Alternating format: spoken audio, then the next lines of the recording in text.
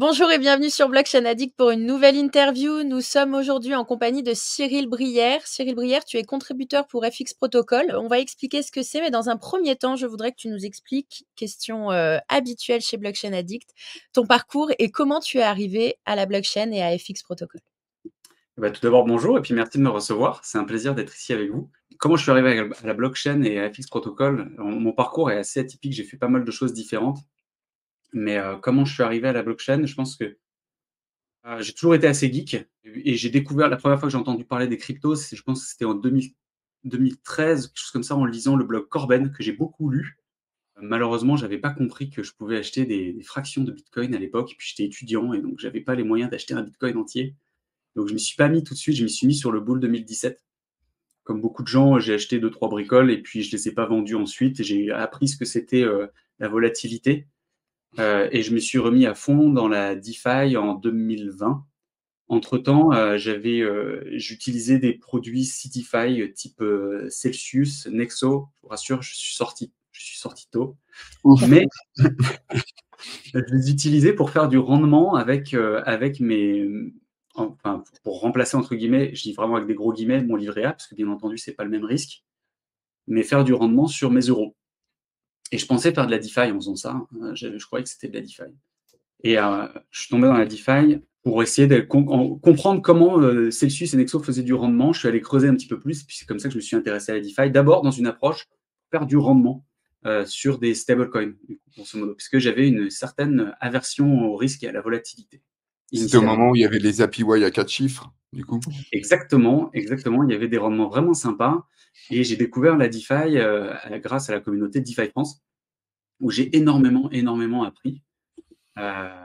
Et puis, donc en cherchant d'abord du rendement, j'ai découvert la DeFi. Et puis quand j'ai découvert cet écosystème, les valeurs qu'il y a derrière, je suis vraiment tombé amoureux de l'approche. Et puis voilà, j'ai continué de me documenter. J'ai partagé à mon tour à travers DeFi France. Et puis à force, je me suis retrouvé à m'intéresser à FX Protocol, puis à contribuer. Et puis on m'a proposé de rejoindre l'équipe à temps plein. Avant de partir sur FX Protocol, est-ce que tu peux rappeler pour les personnes qui ne connaissent pas DeFi France, l'initiative et les meet-up que vous organisez? Ouais, bien sûr. DeFi France, c'est une communauté francophone qui parle de finances décentralisées. Elle s'articule autour d'un groupe Discord et un groupe Telegram.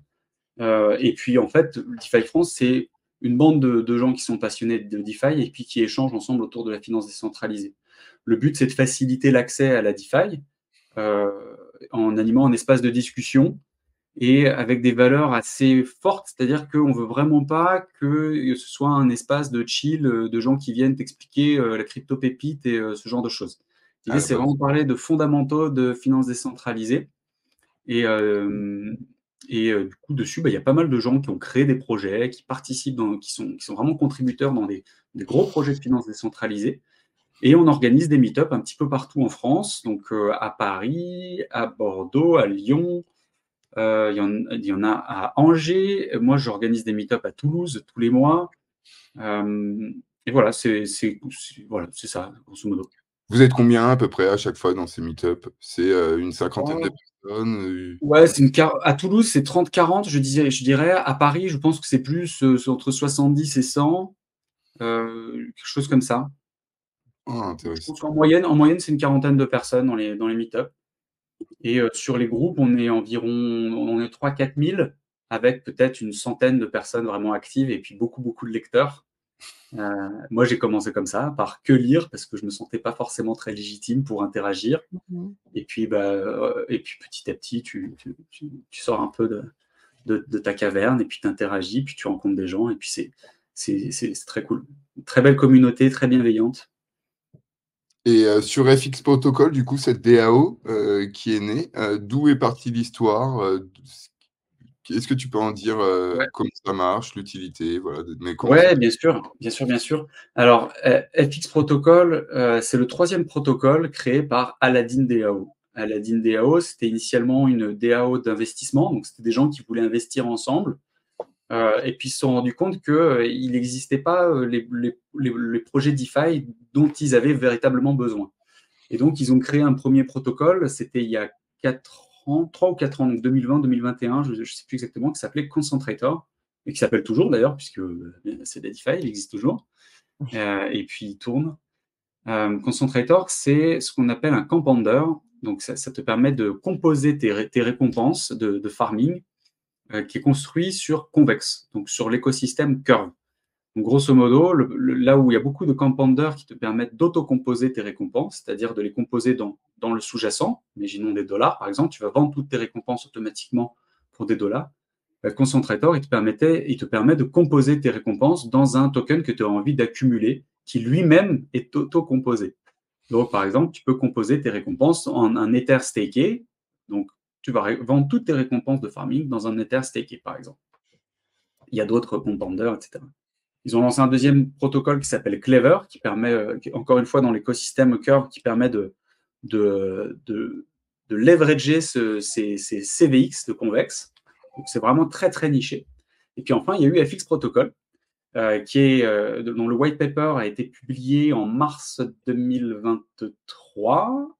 Ouais, mars 2023, au moment où l'USDC, pour ceux qui se souviennent, l'USDC, qui est donc un des principaux stablecoins centralisés, l'USDC a dépeg à cause de la Silicon Valley Bank. L'USDC s'est retrouvé de mémoire à 84 ou 86 centimes, quelque chose comme ça, donc c'était vraiment la panique. Et, Ça a duré quelques heures. ça a duré 24 heures, peut-être, quelque chose comme ça. Mais c'était assez flippant. Moi, On d'ailleurs, avait l'habitude quand même avec l'USDT. Et l'USDT restait pas. Enfin, c'était marrant que c'était plus un USDT égale $1. C'était environ $1. Alors qu'avant, ils mettaient égal. Et puis après, ils ont mis environ. Et tu vois, à 0,98, c'était encore acceptable parfois l'USDT. Malgré, c'était quand même un dépeg, hein, du coup. Mais c'est ça, mais l'USDT, si tu veux, on est un peu habitué parce qu'il y a presque tous les ans un gros mouvement de panique sur l'USDT, tout comme presque tous les ans, on a eu le China ban sur des cryptos, etc. Enfin, régulièrement, tu as des mouvements de panique comme ça, et sur l'USDT, on est un peu habitué parce que tout le monde sait que c'est shady. Voilà. C'est presque accepté, cette espèce d'énorme épée de Damoclès sur la DeFi, tout le monde l'accepte gentiment. Mais l'USDC, jusqu'à mars 2023, tout le monde se disait, ouais, c'est centralisé, mais c'est clean, quoi. Et donc, je pense que peu de gens s'imaginaient qu'ils puissent dépeg comme ça, et puis de manière aussi significative, parce qu'il a quand même perdu plus de 10%. C'est pas 2-3%, c'est important. Et donc, Aladdin DAO, qui avait déjà 3 ans d'existence, ils avaient beaucoup de leur trésorerie exposée à USDC. Et quand il y a eu le dépeg, ils se sont dit, attendez, mais c'est pas acceptable, on fait de la DeFi, on est une DAO, on fait de la finance décentralisée, et on est exposé à des problèmes de la finance traditionnelle, typiquement des banques qui se font fermer, et on se retrouve avec des stablecoins qui perdent comme ça 10% de leur valeur. Alors heureusement, ça repeg, mais c'est pas exclu qu'un jour USDC dépeg pour une raison, je sais pas, réglementaire ou quelque chose comme ça, et puis qui repeg pas, quoi. Et donc, ils se sont dit, quelle est notre alternative aujourd'hui? Est-ce qu'il y a un stablecoin décentralisé, donc qui ne dépendent pas de décisions de banque centrale ou de la finance traditionnelle, sur lequel on peut compter? Et des stablecoins complètement décentralisés, il n'y en a pas beaucoup. Il y a le plus décentralisé qui soit, c'est le LUSD de Liquity. Mais le problème, quand tu achètes du LUSD de Liquity, c'est que par design, LUSD, il n'est pas fait pour être tout le temps parfaitement au dollar. Donc, il peut osciller entre 0,80, je crois 19,5, quelque chose comme ça, donc c'est à la limite, ok. Et puis un 10 max, quoi, quelque chose comme ça. il est collatérisé. Tu peux mettre quoi derrière? Tu peux mettre. Il est backé par. Il est collatéralisé. Ouais, le LUSD, il est collatéralisé que par de l'Ether natif. Et, mais le problème de LUSD, c'est que c'est ce qu'on appelle un Collateral Debt Position Protocol. Enfin, c'est un CDP. Donc, c'est pas très efficient en termes d'efficience du capital. Et puis, le problème, surtout en tant qu'une DAO, où tu as ta trésorerie à gérer, potentiellement, tu te retrouves à acheter du LUSD quand il est à 1,05. Et puis, le moment où tu vas avoir besoin de le vendre, et ça se trouve, il va être à 0,99. Et c'est un compromis qui est difficilement acceptable. Et donc, Aladdin, ils se sont dit, il y a un problème dans cet écosystème. Il n'y a pas de stablecoin qui soit décentralisé et dans lequel on puisse avoir confiance dans sa capacité à rester à 1 $. Grosso modo, c'est ça le truc. Et donc, ils ont créé FX Protocol qui résout ce problème, qui apporte, pour ceux qui sont intéressés un petit peu au stablecoin, on parle souvent du stablecoin trilemma. Donc, c'est justement comment arriver à trouver un bon compromis entre la capacité du stablecoin à être décentralisé, donc trustless, donc pas avoir besoin de confiance dans une société, dans une entité, etc., complètement décentralisé, qui soit scalable, donc qui puisse croître avec la demande, et puis qui puisse garder son peg, donc rester à 1 $ le plus possible. Et FX Protocol amène vraiment un nouveau paradigme du stablecoin trilemma, puisque les stablecoins émis par FX sont décentralisés, ont un peg qui est parfait et sont beaucoup plus scalable que le modèle CDP qu'on voit dans la plupart des designs de stablecoins décentralisés. Donc il est vraiment résilient, ce stablecoin, quand tu parles de triangle. D'accord. Et pourquoi il n'est pas mis plus en avant? Du coup, pourquoi il y a beaucoup de protocoles qui utilisent votre stablecoin? Alors, il y a beaucoup de protocoles. Il y a pas mal d'autres stablecoins qui créent des paires avec notre stablecoin. Donc aujourd'hui, l'usage principal de nos. Alors, on a plusieurs stablecoins, c'est ça qu'il faut dire. L'usage principal. Il y en a deux, il me semble. Ouais, il y en a même plus que ça. Mais on a deux stablecoins principaux, c'est FXUSD et RUSD. En fait, je pense que c'est important déjà de réexpliquer rapidement comment fonctionne FX Protocol. Parce que on a plusieurs stablecoins, mais le principe de FX Protocol, c'est qu'on va prendre n'importe quel, ce qu'on appelle un yield-bearing asset, donc c'est n'importe quel actif qui génère du rendement. Donc par exemple, ça peut être des Ethers stakés, ça peut être des Ethers restakés, par exemple. Tout ça, ça génère du rendement. Et à partir d'un actif qui génère du rendement, on va pouvoir le diviser en deux actifs différents.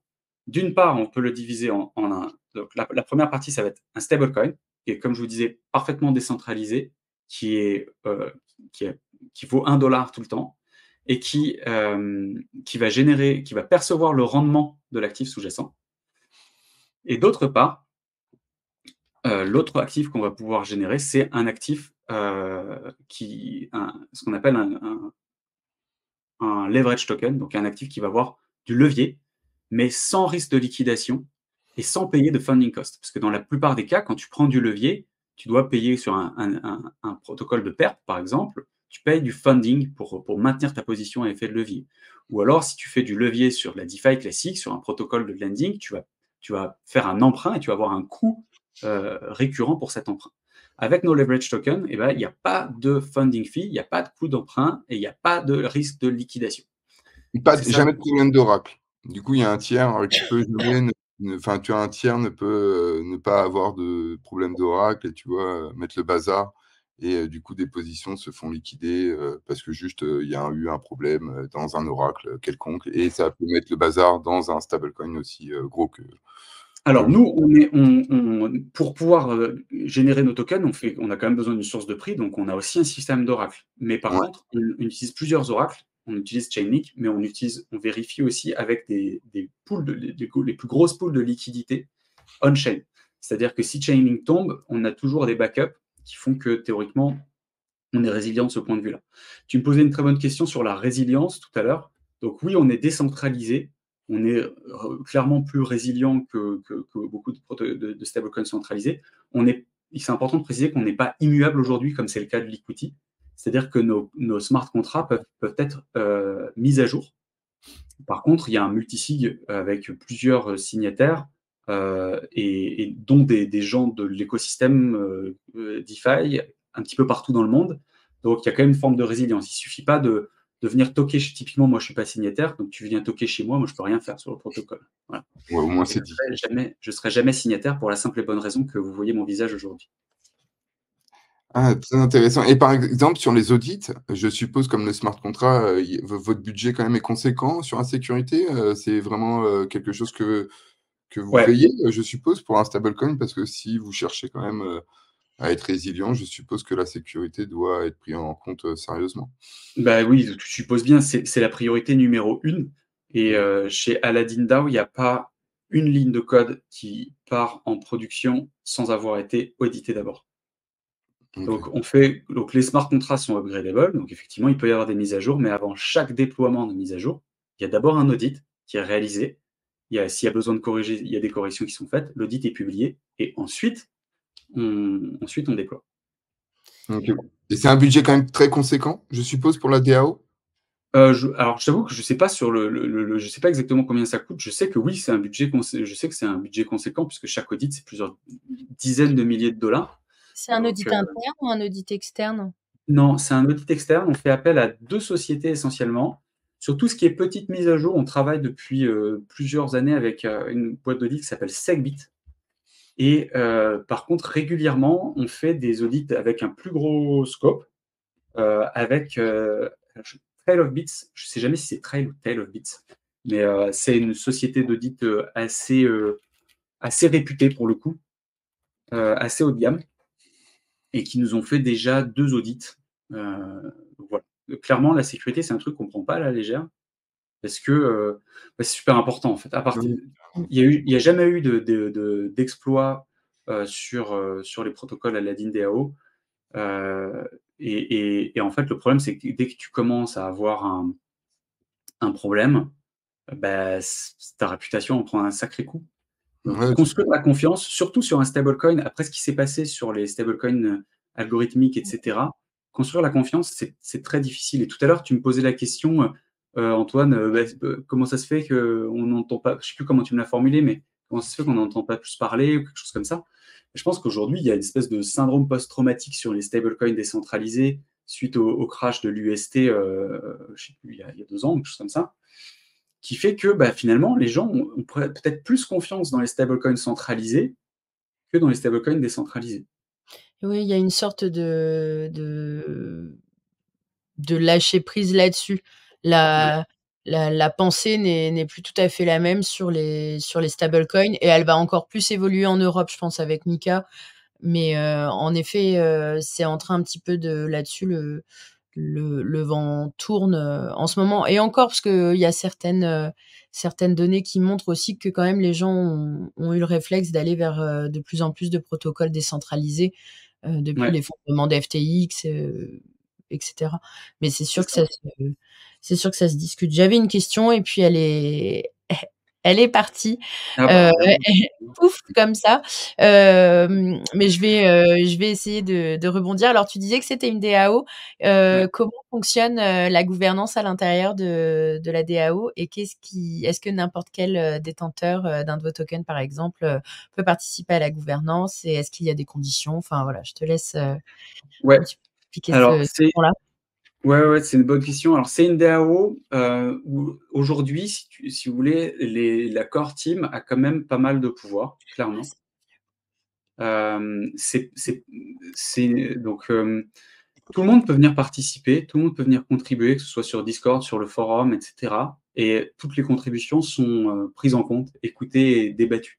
Par contre, de manière générale, heu, c'est clairement la core team qui prend le lead. Heu et c'est quelque chose que moi d'ailleurs j'ai pas mal apprécié parce qu'en fait, dans les DAO, entièrement décentralisées, tu as énormément d'inertie.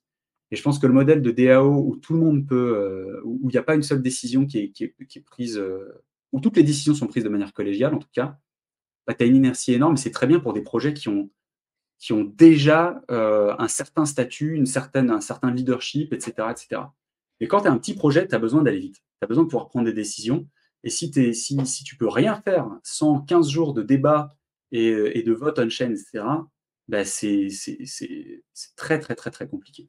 Donc en fait, la manière dont ça fonctionne, c'est qu'on a une communauté qui est très forte, essentiellement sur Discord, où il y a beaucoup de retours qui sont faits. Il y a beaucoup de choses qui ont été faites sur des initiatives de la communauté d'ailleurs.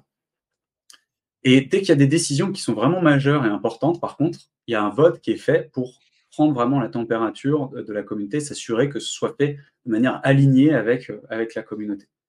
Mais la plupart donc, il y a quand même de la souplesse, c'est-à-dire que l'équipe peut faire des choses sans forcément qu'il y ait eu un vote avant. Mmh. Je suis complètement d'accord. Moi, je trouve que sur la gouvernance, il y a encore beaucoup à faire et que c'est pas pareil entre, des grosses, blockchains, qui maintenant, ont complètement professionnalisé du coup les votes, de gouvernance, que des petits Exactement. protocoles, faut que ça avance beaucoup plus vite, si, ça veut, Mmh. C'est ça. Ouais, Ma Le but, question quand même, le but à terme, parce que le but, c'est quand même d'avoir un stablecoin qui soit le plus résilient possible. Donc, le but à terme, c'est d'aller vers de plus d'immuabilité possible sur les contrats. Et puis ensuite, d'aller vers 100% de gouvernance pour éviter éviter qu'il y ait un risque sur le multisig. Et typiquement, si on a un multisig avec quand même beaucoup de personnes qui sont réparties dans le monde entier, avec des gens qui sont pseudonymes, donc c'est pas forcément évident de venir toquer chez tout le monde pour prendre le contrôle du protocole, mais ça reste un risque. Donc à terme, le but, c'est que ça, ce soit délégué à la gouvernance et puis qu'il y ait beaucoup moins de risques à ce niveau-là. Puis la gouvernance sur XDAI, on l'a vu, hein, quand ils ont introduit, l'USDC, tu sais, des stablecoins, centralisés dans leur enfin, ça a été backé, puis ça a mal été apprécié et on voit que, parfois les votes, sont pas si bons que ça parce qu'après, le projet, s'apprécie beaucoup moins, hein, en Mais stablecoin. ça, c'est de l'importance de l'éducation de ta communauté aussi c'est ce que sous-entendait Cyril dans le fait qu'il y avait des échanges, etc. Ça a été Ça manipulé là. dépend comment tu accompagnes ta communauté dans ses décisions de vote ou ses non-décisions. D'ailleurs, je crois que c'est Youssef Amrani qui disait que des fois, il aimerait bien une gouvernance un peu sous un système parlementaire avec moins de votants, mais des votants pour autant choisis par la communauté.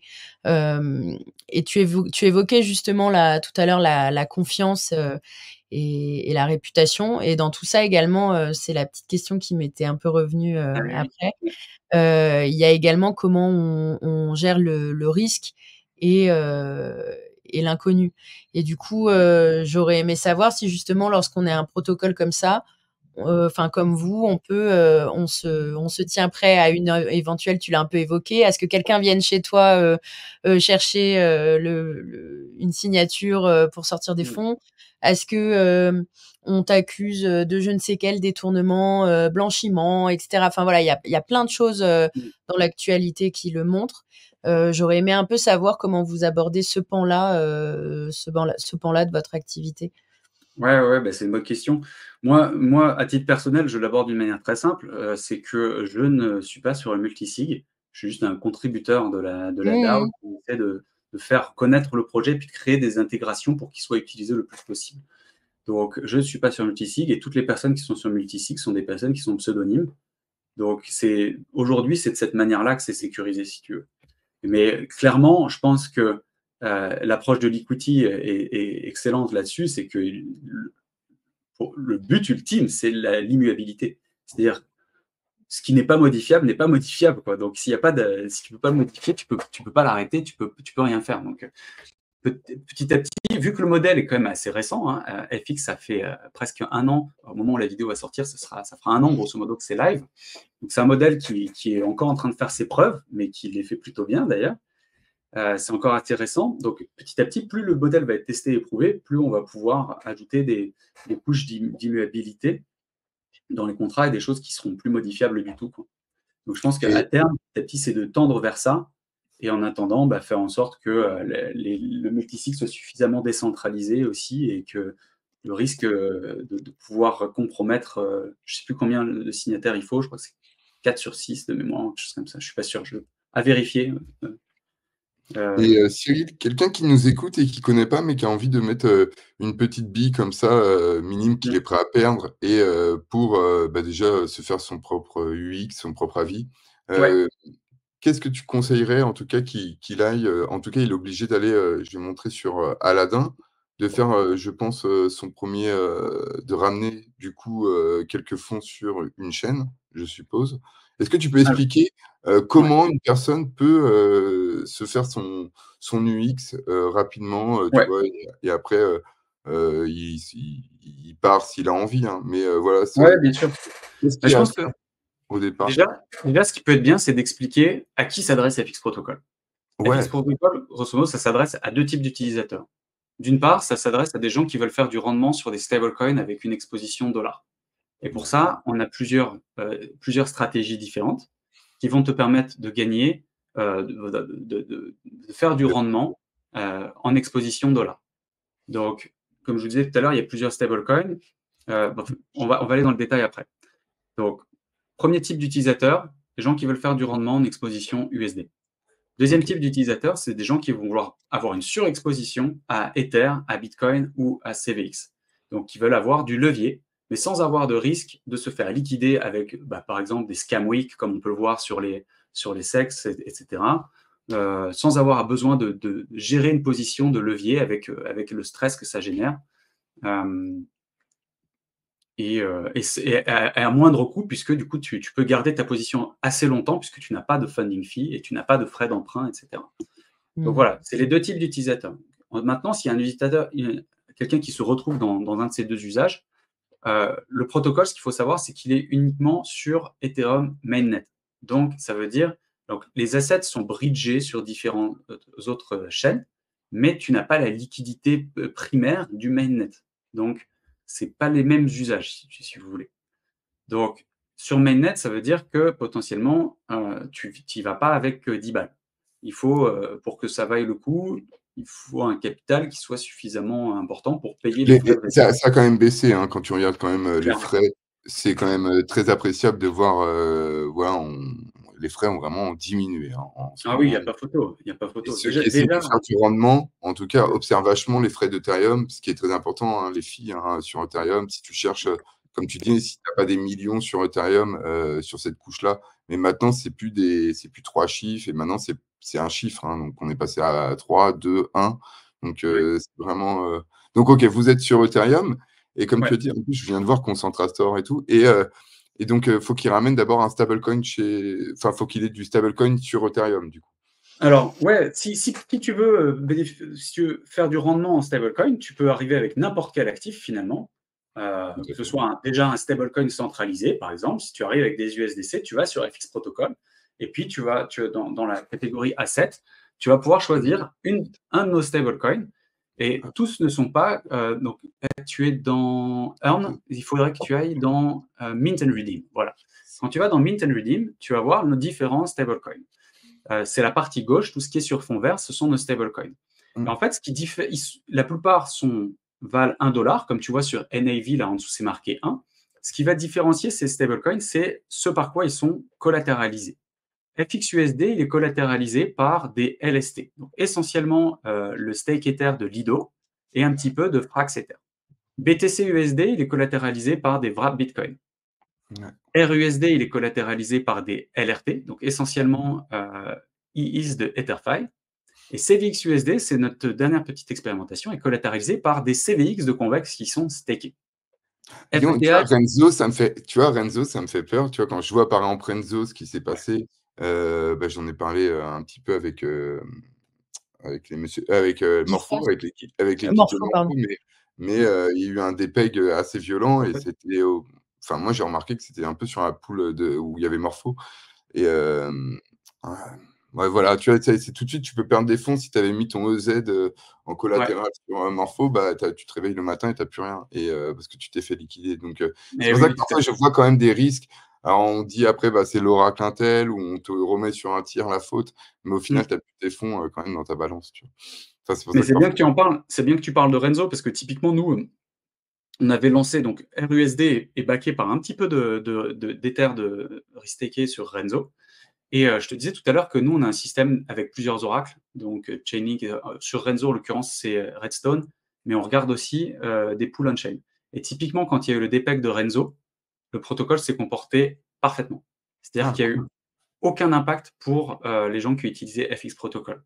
Par contre, nous, ce qu'on a fait, c'est qu'on a capé, donc on a mis une limite au nombre de Renzo IS qui peuvent être dans le protocole pour éviter que RUSD, qui est notre stablecoin backé par les LRT, soit trop exposé à Renzo.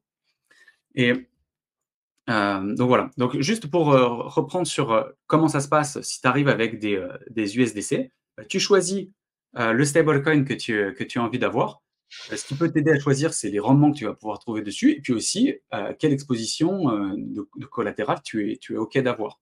Donc là, le rendement le plus intéressant en ce moment, c'est lequel? C'est en ce moment, du coup. Alors, si tu veux voir les rendements, tu peux aller dans l'onglet Earn, qui est juste à côté. Yes. Et là, tu vois toutes nos stratégies de rendement. Allez. Donc là, tu vas voir, donc il y a ce qu'on appelle les stability pools. Donc là, les stability pools, c'est un endroit où tu vas pouvoir staker les stablecoins en single asset. Ça veut dire que tu n'es exposé que à ce stablecoin-là. Tu n'as pas besoin de le pairer avec un autre stablecoin.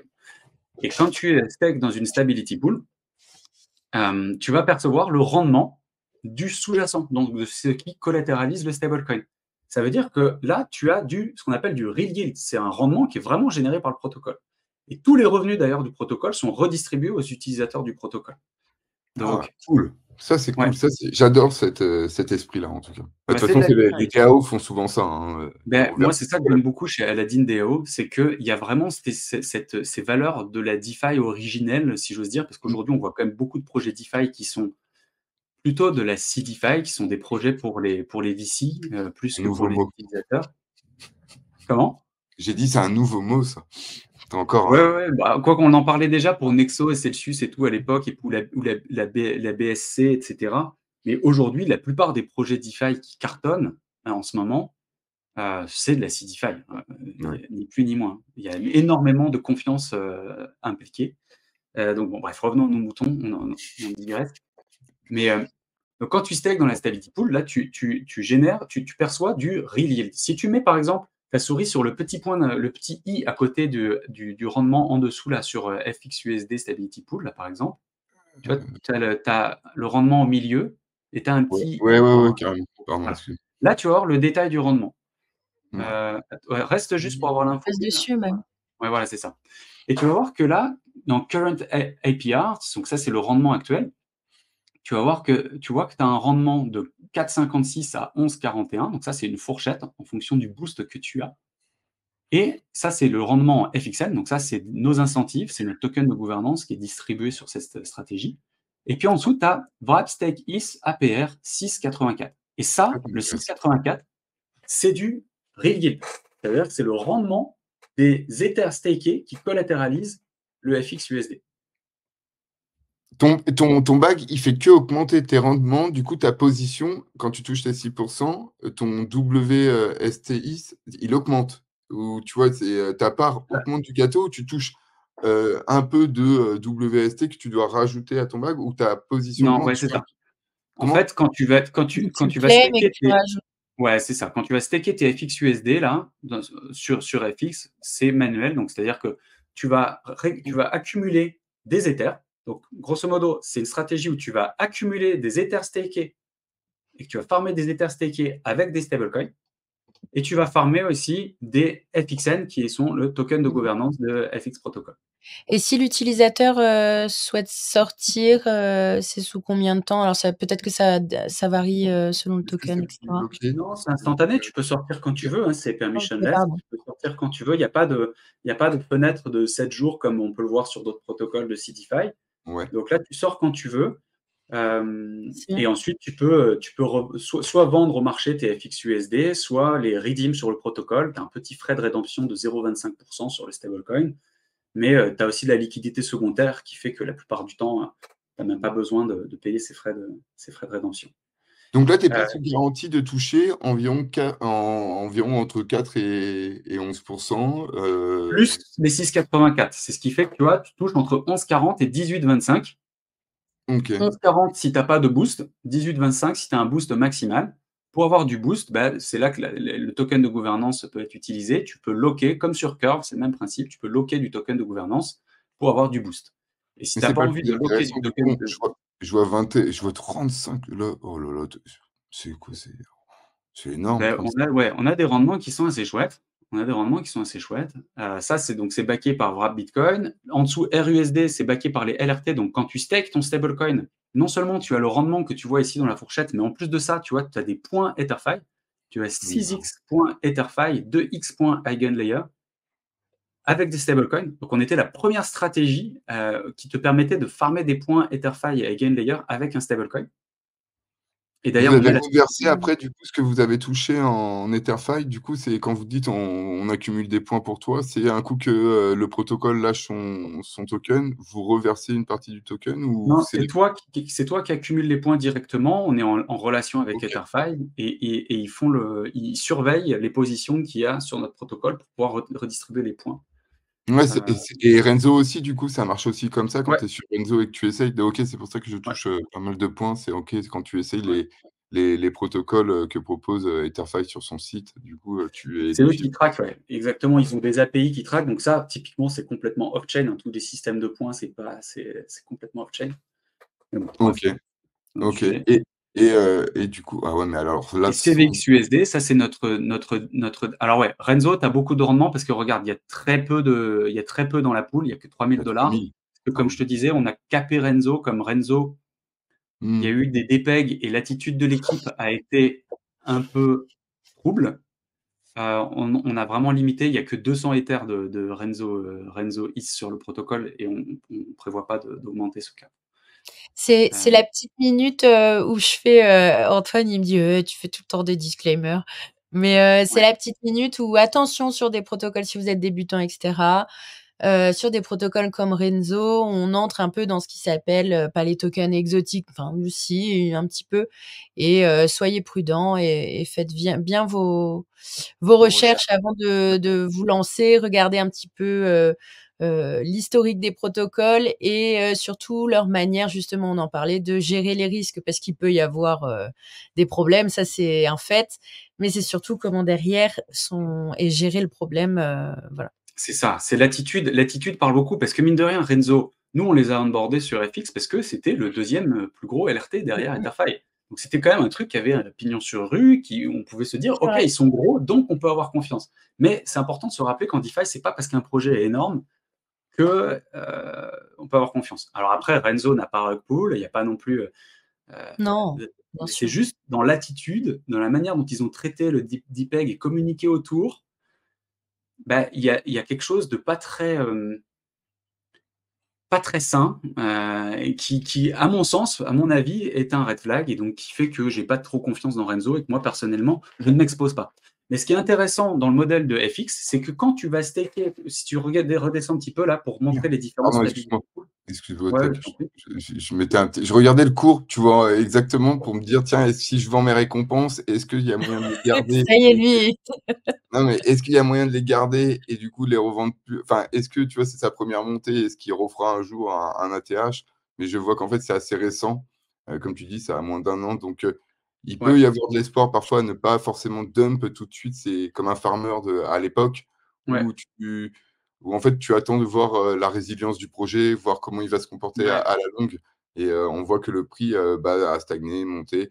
Là, redescend doucement, se calme, mais on voit que c'est pas des dumps assez violents de farmers, ouais, tout à fait, je Ouais, tout à fait. Bah, surtout que le token, à mon sens, a quand même pas mal d'intérêt parce que, il génère du rendement. Comme je vous disais, tous les revenus du protocole sont redistribués aux utilisateurs, soit dans mmh, les stability pools, soit à ceux qui lockent le token de gouvernance. Alors tu peux le locker toi-même ou tu peux aller, le confier à Convex ou à StakeDAO qui va le locker pour toi et te donner une version, liquide du token. Ça t'évite toi d'être bloqué et de pouvoir aussi vendre le jour où tu as envie de vendre tes récompenses. Et donc, en attendant, si typiquement tu es confiant sur le fait que bah, le marché est plutôt haussier, donc le token devrait prendre sur les mois qui viennent, etc., c'est effectivement intéressant de le garder, voire même d'aller le locker sur un liquid locker, parce que tu as des rendements qui sont de l'ordre de 40-50% sur le token de gouvernance et qui sont uniquement les revenus du protocole. Encore une fois, mmh. moi, ce que j'ai beaucoup aimé chez Aladdin DAO, c'est que tous les tokens, tous les projets ont été lancés sans VC, avec donc des levées complètement on-chain, accessible à tous, et sans team allocation. C'est-à-dire que la team ne s'est pas pris ces petits 20% de tokens pour elle pour les dumper sur les utilisateurs. La team, elle achète les tokens, elle les farm comme tout le monde. Et ça, c'est plutôt cool. Oui, beh, parfois avoir un token qui sert à rien et que ce soit juste une récompense du protocole, parfois j'ai un peu du mal où je me dis: «Tiens, il y a pas vraiment la gouvernance qui est vraiment actif» ou Ouais, Heu, mais tu vois, avec Curve, il y a eu quand même, des quand je voyais que, le sur AAV, ça pouvait être, sur la je sais plus quelle version, ils pouvaient, en fait, le mettre en collatéral, mais vu des montants astronomiques. J'ai vu une ouais, histoire comme ça et à chaque fois, tu vois quand même mmh. tu apprends les choses après. En fait, il y a parfois des gros problèmes, mais en fait, tu les découvres pas à l'instant T. C'est, quand c'est réparé qu'on te dit: «Ah, au fait, il y avait ça comme petite faille», mais ouais, Bah, le très problème du CRV, c'était que Michael, le fondateur de Curve, en avait beaucoup, beaucoup, beaucoup, qu'il avait beaucoup fait de levier dessus. et que le token n'était pas suffisamment liquide pour être autant mis en collatéral sur AAV. Et il y a eu un problème de gestion du risque là, effectivement, et il y a un mec qui a exploité ce truc-là. Alors, justement, en plus, tu parles d'AAV depuis tout à l'heure. Je suis un peu timide à lancer cette question parce que c'est pas forcément des termes que je maîtrise. Toutefois, on a reçu Mark Zeller d'AAV qui nous expliquait un petit peu que sur AAV, c'était balisé d'une manière pour pas qu'il y ait d'effet domino. S'il y avait une poule qui s'effondre, pour pas qu'il y ait d'impact sur le reste. Est-ce que FX Protocol a pu mettre en place ces choses-là comme si un petit peu tout était siloté, compartimenté, quoi, ou est-ce qu'au contraire vous en êtes pas à ce développement-là? Non, mais c'est une très bonne question et effectivement c'est le cas. Si tu veux remettre vite fait l'interface avec la partie earn, en fait, déjà il y a plusieurs stablecoins pour cette raison-là, parce que ce qui les sécurise, le collatéral, n'est pas le même. Typiquement, être backé par un LST, c'est clairement moins risqué que d'être backé par un LRT. Les LRT sont tout nouveaux et en fonction des AVS qu'ils vont sélectionner, etc., le risque des LRT n'est pas du tout le même. Donc, c'est pour ça qu'on a fait plusieurs stablecoins. Et tu peux aussi très bien le voir comme finalement plusieurs stratégies de stablecoin. Tu arrives avec ton USDC, tu choisis un no stable, tu le mint et puis tu le stake. Et en fait, tu vois, par exemple, là, si tu restes sur stake FXUSD, tu vois qu'il y a 4 stratégies différentes. Bah, ces stratégies, elles correspondent à des profils de risque différents. Donc, en fait, par exemple, si tu vois la première, FXUSD Stability Pool, c'est marqué Earn Wrap Stake ETH. Et donc là, ça veut dire quand tu mets tes FXUSD dans cette Stability Pool, tu gagnes des Wrap Stake ETH de Lido. Et quand tu fais ça, eh ben, à ce moment-là, tu n'es exposé que à Lido Stake Ether. Tu n'es pas exposé, au Frax Ether. Donc, FXUSD, quand tu le holds tout seul, quand tu holds du FXUSD dans ton wallet, il est collatéralisé par des Stake Ether de Lido et des Frax Ether. Et donc là, tu as le risque un petit peu des deux collatéraux, même s'il est essentiellement collatéralisé par Lido. Si tu le stakes dans la Stability Pool de Lido, tu n'es plus exposé que à Lido. Et donc, tu limites ton risque. Et ensuite, pour chaque collatéraux, il y a 2 Stability Pools, parce qu'en fait, le but de la Stability Pool, c'est de sécuriser le protocole. Et si jamais à un moment donné, le protocole se retrouve sous-collatéralisé, la pool en tout cas se retrouve sous-collatéralisée, donc ça voudrait dire, le cas de figure où ça arrive, pour faire simple, ce serait une sorte de Black Swan event sur Ether, ou en tout cas sur Lido Stake Ether. À ce moment-là, la Stability Pool, elle va se retrouver à acheter des Stake Ether au marché. Et donc, tu te retrouves finalement à buy the dip sur Lido Stake Ether. La première Stability Pool, elle buy the dip sur les Wrap Stake ETH. C'est marqué Redeem to Wrap Stake ETH. Donc, elle se retrouve à acheter des Stake Ether, à buy the dip en Stake Ether. La Stability Pool qui est juste en dessous, c'est marqué aussi Earn Wrap Stake ETH. Donc, tu es exposé au collatéral de Lido, mais elle redeem en X Stake ETH. Et les X Stake ETH, je vous disais, c'est le deuxième type d'actifs qu'on crée, ce sont les leverage tokens. Donc, tu te retrouves à buy the dip en achetant à ce moment-là un leverage token. Donc, bien entendu, le risque n'est pas le même, mais il y a des gens ça fait partie de la stratégie de buy the dip avec ces Stability Pools, ils y voient vraiment un intérêt. Il faut savoir qu'il faut vraiment un mouvement de marché extrêmement, extrêmement conséquent pour que la Stability Pool se retrouve à acheter au marché. Donc, moins 30-40%, ça va dans la journée? Je pense même plus que ça. Je pense même plus que ça. Parce qu'en fait, pour que ça, et puis en fait, moins 30, moins 40%, en combien de temps? C'est aussi ça la question. En 24 heures, hein, je parle, hein, tu vois, en 24 heures. En 24 heures, il faudrait un mouvement beaucoup plus important que ça. Parce qu'en fait, le principe de FX Protocol, c'est que pour que le stable reste stable, il faut qu'il y ait de la demande sur le leverage token. Et il faut toujours qu'il y ait suffisamment de demande sur le leverage token. Et en fait, plus on a de demandes sur les stablecoins, plus le levier augmente sur le leverage token. Donc, plus il y a de gens qui viennent prendre ce levier finalement qui est entre guillemets gratuit. Et plus il y a de demandes sur le leverage token, plus il y a de rendement sur le stablecoin. Et donc, plus il y a de gens qui viennent amener leur stable pour profiter de ce super rendement. Et donc, en fait, le truc s'équilibre comme ça. Donc, si à un moment donné, on a moins de demandes sur le leverage token, eh ben, le levier augmente. Et donc, du coup, potentiellement, il y a des gens qui vont venir saisir cette opportunité-là et donc rééquilibrer. Donc, plus le mouvement de marché est important, plus le protocole risque de se retrouver sous-collatéralisé. Mais plus le mouvement de marché se fait sur une période longue, plus il y a de chances qu'il y ait des gens qui viennent arbitrer cette situation. Ouais, c'est normal. Voilà. Donc, en fait, il faudrait un mouvement de marché très, très important et très, très, très soudain pour que la stability pool donc, se déclenche et se retrouve à acheter au marché.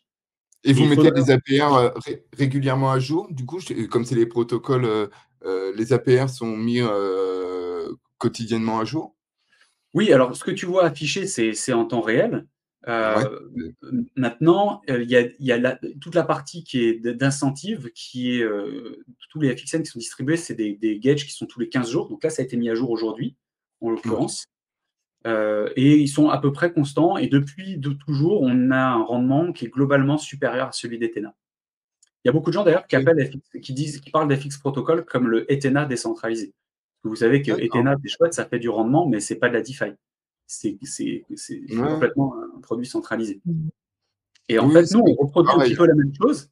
On reproduit un petit peu le même modèle finalement, sauf que la partie levier, c'est nous qui les mettons plutôt que d'aller la chercher sur des protocoles centralisés de CeFi.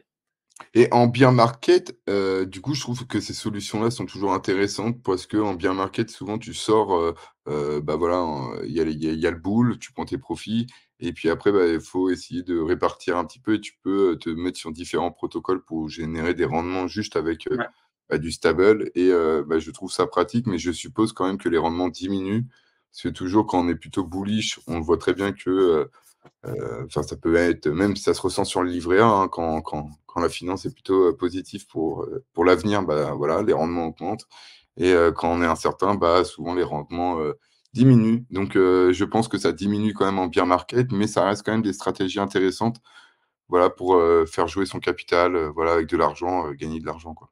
Tout à fait. Bah, en bear market, les rendements vont forcément diminuer. Nous, ce qu'il faut savoir aussi, c'est qu'en bear market, naturellement, il y aura sans doute moins de demandes aussi sur le leverage token. Donc, ça va limiter un petit peu la supply de nos stablecoins, d'une certaine manière. Et les rendements vont naturellement diminuer. Par contre, on a toujours ce rendement natif qui est intéressant, qui est en Ether. Et potentiellement, si en bear market, tu continues de farmer des Ethers avec tes stablecoins, si tu les vends au cycle suivant, bah, ton rendement, au bout du compte, il sera plutôt sympa. Et pareil pour les FXN, il y a de fortes chances que la valeur du FXN soit moins élevée en bear market. Donc, c'est ce qui va aussi faire que les rendements vont être plus faibles. Mais ensuite, derrière, bah, si tu aimes bien la vente de tes récompenses, tu t'y retrouves aussi, quoi. Donc, à l'instant T, le rendement est plus faible, mais si tu n'as pas besoin de vendre tes récompenses tout de suite et que tu attends un bon moment pour les vendre, bah, tu t'y retrouves aussi. C'est vrai que les protocoles qui amènent à générer de l'Ether, c'est quand même sympa aussi en récompense. Il y a aussi, d'autres protocoles qui maintenant, donnent de l'USDC comme, DIDX. Voilà, on voit maintenant différentes manières, d'incentiver les gens et c'est cool parce que ça fait quand même un peu de nouveauté. Moi qui râle tout le temps qu'il y ait pas assez de nouveautés dans le défi et qui râle, parce que je trouve que l'innovation stagne un petit peu. Alors là, on a les ZK, comme je disais, dans les blockchains. Ça me rappelle les blockchains qui n'étaient pas EVM compatibles et qui maintenant disent ah bah c'est ZK. Donc je vois toutes les blockchains qui prennent pas ce chemin-là bah, vont revenir en arrière dans quelques temps. Mais tu vois, l'innovation, comme je dis à chaque fois dans toutes les interviews, ça me manque un petit peu. Et bon, bah là, c'est cool. C'est un protocole de rendement. Il y en a besoin. Mais ouais, toi, qu'est-ce qui t'épate, Cyril, maintenant dans la finance décentralisée? Tu vois, il y a le marché de l'emprunt, il y a est-ce qu'il y a pour sortir un petit peu de FX, qu'est-ce qui t'épate? Pour sortir un petit peu d'FX protocole, est-ce qu'il y a en ce moment des tendances, des choses qui t'épatent dans notre écosystème et qui t'intéressent? Parce qu'il y a plein de blockchains. Là, on voit, donc il faut passer des fonds, on gagne des points et tout, ça se ressent. Alors moi, je suis pas trop, je t'avoue, ces trucs-là, je farme pas trop les airdrops, moi, parce que je trouve que c'est très chronophage. Alors, c'est vrai que ça peut être lucratif, mais je trouve que c'est très chronophage. Et puis, je trouve que c'est pas très stimulant, en fait, de faire juste du farming. J'ai un peu l'impression de faire des choses qui, intellectuellement, m'épanouissent pas trop.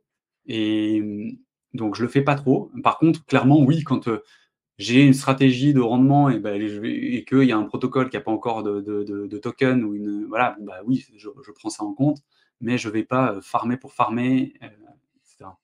Mais qu'est-ce qui m'épate? Je sais pas trop. Aujourd'hui, j'aime bien le côté, modulaire que commence à prendre la DeFi, avec notamment ces idées de protocoles qui font vraiment une couche d'infrastructure et qui vont faire appel à des service providers, à d'autres protocoles pour, les construire par-dessus.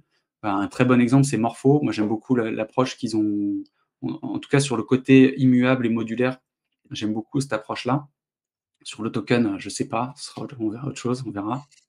Mais sur cette approche-là, c'est un truc que j'aime bien avec une abstraction de la gouvernance parce que, bah, on en parlait un petit peu tout à l'heure, la gouvernance, il y a un côté qui est chouette au début quand tu découvres ça. Moi, je voyais un côté un petit peu, démocratique, et cetera, que je trouvais très chouette et en fait, finalement, j'ai l'impression qu'on retrouve, bah, les mêmes travers de la démocratie, politique quelque part. C'est que, bah, c'est un peu un écran de fumée. On te donne l'impression que oui, tout le monde peut décider, machin, et cetera, mais en réalité, le pouvoir est extrêmement concentré et du Ah, coup, tu as pas tort. je crois pas beaucoup, dans la gouvernance utopique.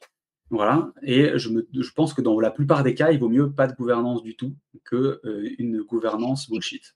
C'est quelque chose d'assez, que vous avez alors quand je dis vous, c'est, on a eu pas mal d'invités liés, à des DAO de près ou de loin. Je pense Ouais, aussi à SDDEX, Youssef Amrani, enfin voilà, on en a eu, pas mal et souvent il y a cette espèce de pragmatisme face, à la possibilité d'une gouvernance complètement ouverte ouais, et les limites que ça peut avoir. Tu parlais d'inertie, ouais, c'est le même type d'inertie également qu'on peut retrouver dans une société où tout le monde attend que, les autres donnent des oui, choses oui, à faire et que tout le monde s'attend et qu'il y a rien qui avance ouais, et en effet, dans toutes les possibilités de gouvernance un peu idéales qu'on a pu évoquer lors de nos interviews. Il y a même certains qui ont pu dire, faudrait des bots, faudrait que ce ouais. soit une gouvernance, qu'avec des bots. Donc voilà, bon, je t'ai coupé parce que ça reste, une sorte de recherche de décentralisation qui m'intéresse, beaucoup. Mais ça, je pense que c'est un vaste sujet et puis je suis clairement pas expert, dans tout ce qui est gouvernance. Il y a des gens qui sont beaucoup plus intéressés à ça mais, ouais, moi je suis partisan de pas de gouvernance plutôt qu'une gouvernance bullshit. Il y a beaucoup de gouvernances qui sont en fait là juste pour se déresponsabiliser, je parle de responsabilité individuelle en tant que founder d'un protocole, pour dire: «Bah non, c'est pas nous, c'est, la gouvernance, c'est la communauté», mais en réalité, qui est-ce qui pilote? Bah, c'est les mêmes personnes. Et je pense qu'il y a beaucoup de gouvernances qui sont comme ça, et il y a beaucoup de projets qui vont mettre une gouvernance beaucoup trop tôt et qui, du coup, bah, sont victimes d'une forme d'inertie. Et c'est dommage. Par contre, pour un gros projet comme AAV, par exemple, d'avoir aujourd'hui ce niveau de gouvernance qu'ils ont, bon, ça fait sens parce qu'ils sont devenus, ils sont énormes, etc. Les Et tokens, il y en a pas beaucoup, ils servent plus principalement à ça, tu vois? C'était parti déjà de base, je trouve que, tu vois, il y aura presque il sera libéré, je crois, l'année prochaine, il y en aura Mais tout sera de en quoi tu, circulation. de quoi tu parles Du token du AAV qui sert, du coup, à la gouvernance, mais tu vois, il y Ouais, en a pas tant que ça, hein. Je crois qu'il y en avait, 225 000 ou je sais plus. je sais pas exactement. mais Ouais, quand tu regardes de toute façon, alors on l'évoquait, avec Darkemy hier en interview, il y a beaucoup de grosses sociétés qui font le choix d'être hyper centralisées, à la botte de la régulation entre non, guillemets, ça, c'est évident. etc. Et il y a à l'inverse des sociétés qui font aussi le choix de se décentraliser. Et encore un troisième point, certaines qui jouent sur les deux tableaux. On peut penser à Coinbase qui est que l'on retrouve à la fois en service de garde sur les ETF et puis que l'on retrouve avec son base et des mêmes et des mêmes coins exotiques encore une fois. Donc Ouais. voilà, peut-être certains diront qu'on se cherche encore. Donc il y a Morpho que tu aimes bien et il y avait quoi d'autre que tu vas voir de temps en temps, voilà, avec ton wallet, à titre perso, mais que tu dis: «Tiens, ce protocole est sympa», ou tu traînes dessus, heu, Je sais pas te, sur quoi alors tu quand je dis traînes? morpho que j'aime bien, c'est que j'aime bien l'approche, surtout ce côté, cette approche modulaire, que je Ouais. trouve assez cool et avec une base d'infrastructure, la plus immuable et cetera. C'est un truc que j'aime bien. Et après, comme protocole, c'est vrai que depuis que je bosse sur FX, je traîne beaucoup moins à droite à gauche à faire de la DeFi à droite à gauche. J'utilise essentiellement nos produits. Le cordonnier mal chaussé souvent, tu sais? Bah, c'est ça, c'est Bah que oui. tout le temps que je passais avant à dig, plein de trucs, bah, je le passe à construire maintenant, donc c'est différent. Donc je sais pas trop quoi te citer. Moi, je fais toujours aussi, un peu de yield sur les VE33 de Vélodrome et Ah ça c'est bien. Aérodrome. Que le modèle franchement, je trouve, assez intéressant et enfin, je trouve ça assez stylé comment ils ont réussi, enfin leur modèle de tokenomique est vraiment bien foutu. Malgré une supply infinie, ils arrivent à avoir un truc qui tient. Je trouve J'avais la suivi des la vidéos de Brice qui ouais, expliquaient un petit peu et c'est vrai que j'avais accroché, du coup, je me suis fait ma propre expérience et sur ouais. Vélodrome aussi, mon UX, j'aime bien. Donc Ouais, franchement, c'est et puis, bah, ça c'est une team sérieuse qui fait des trucs bien. Donc j'aime assez et et bah, je crois qu'on arrive sur notre format, donc c'est souvent notre dernière question, nous, c'est les ressources. Est-ce que tu as des ressources, voilà, un film, une série, une Crypto ou chaîne non YouTube? crypto, oui, un livre aussi, ça peut être, Sur est-ce que voilà, est-ce que tu aurais, qu'est-ce que tu lis en ce moment ou regardes? C'est toujours intéressant. On a eu ah! plusieurs réponses sur, de tout.